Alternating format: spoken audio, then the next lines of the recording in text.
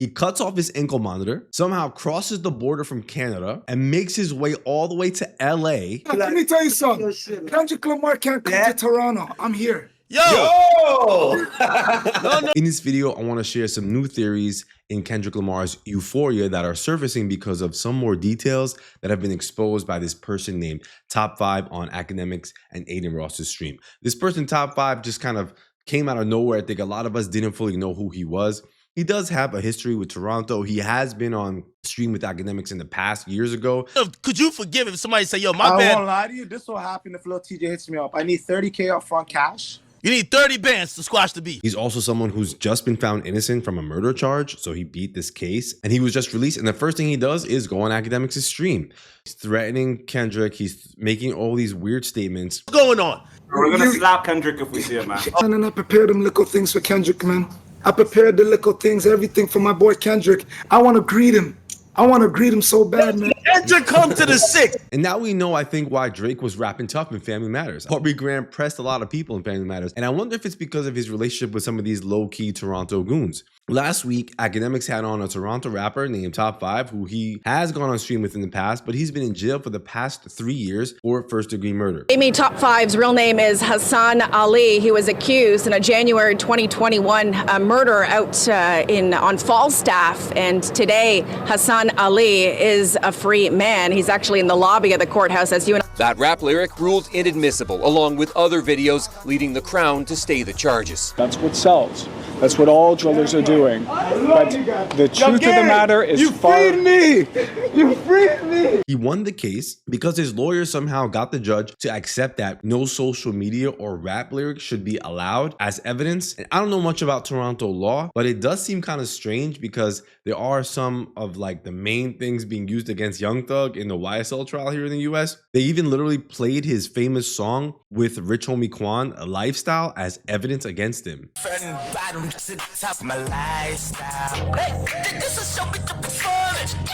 So I don't know what's happening in Toronto exactly. In this video, this rapper Top5, whose real name is Hassan Ali, appears to threaten Kendrick Lamar and Metro Boomin, but a lot towards Kendrick.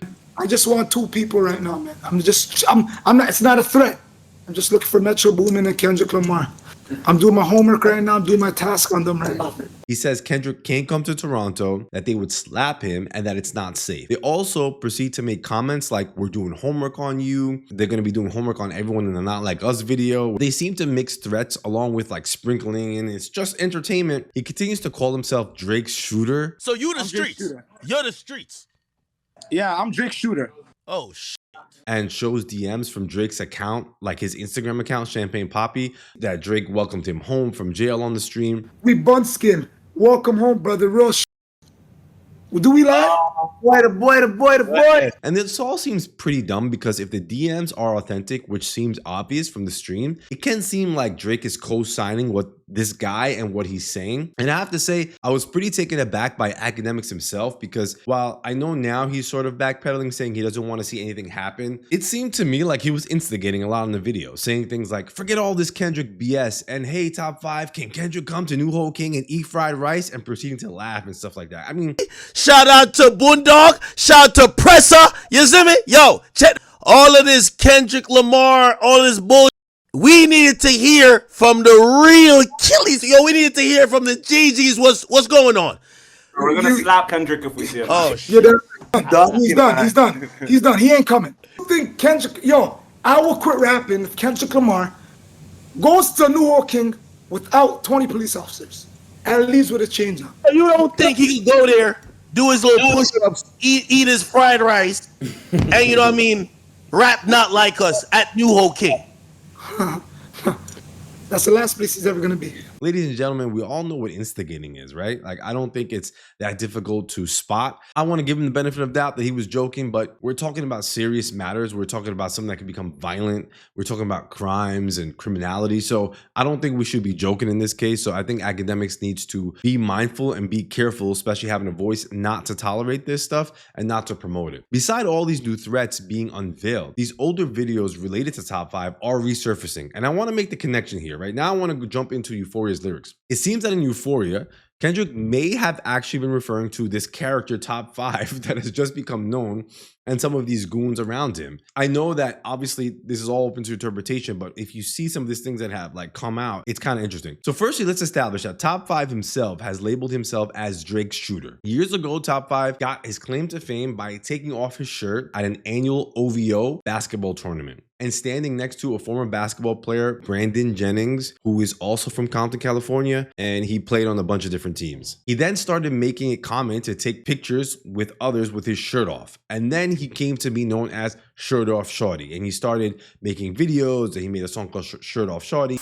Top 5 was in the crowd and went to take a pic with Jennings, but he decided to take his shirt off as well, resulting in this iconic photo op that would go viral. We posted that pic, and since that day, it's been hashtag Shirt Off Shotty. Top 5 would continue the shirtless trend with other celebs, including Drake, who he managed to build a rapport with pretty quickly. But he also has another song called Shirt Off on Any Block with him take his shirt off, dancing, and wearing a Compton hat. And a year before, in 2015, Top 5 had a song called Hall of Fame. Now stay with me. Then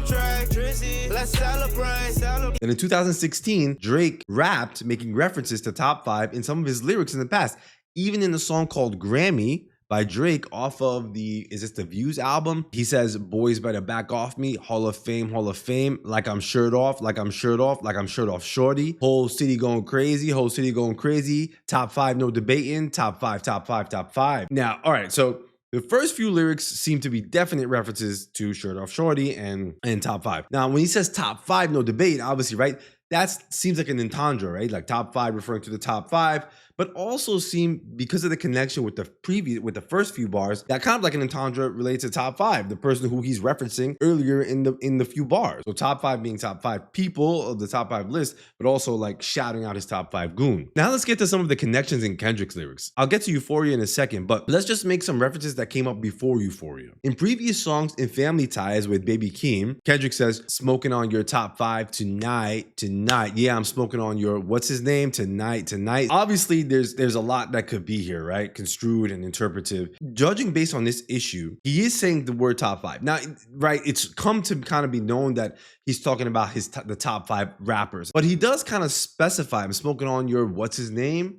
Tonight. Maybe referencing Drake's top 5 and referencing this character. That's it's just a potential, another open to interpretation. And then he says, before you get to the father, you got to holla at me first. Smoking on top 5s. Smoking on top 5s. Mother F that album, F that single, burn that hard drive. It is like top 5 rappers. Like maybe he means smoking on characters like Top 5 and the goons around Drake. But again, just a little like kind of interesting hidden message, maybe some entendres here. Now let's get into Euphoria. And all this stuff is kind of coming together, and this Top 5 character is kind of bringing up stuff that's happened in the past. Like all this stuff that he did was in the late 2010. So the second connection is Kendrick says, yeah, OVO dudes is dick riders. Tell them run to America. They imitate heritage. They can't imitate this violence. What I learned is dudes don't like the West Coast. Now, that is pretty interesting because at first glance, right, we say Kendrick's talking about Drake coming from Canada to the US, trying to act and imitate like the culture here in America. But here Kendrick says, yeah, OVO dudes is dick riders. Tell them run to America. They imitate heritage. They can't imitate this violence. So he's saying they. Now, what has come out in a YouTube documentary about Top 5 was that, do not ask me how this was possible, but in relation to the murder charge, which he was exonerated and he was released from prison like last week, he was initially accused of being an accessory to the murder, not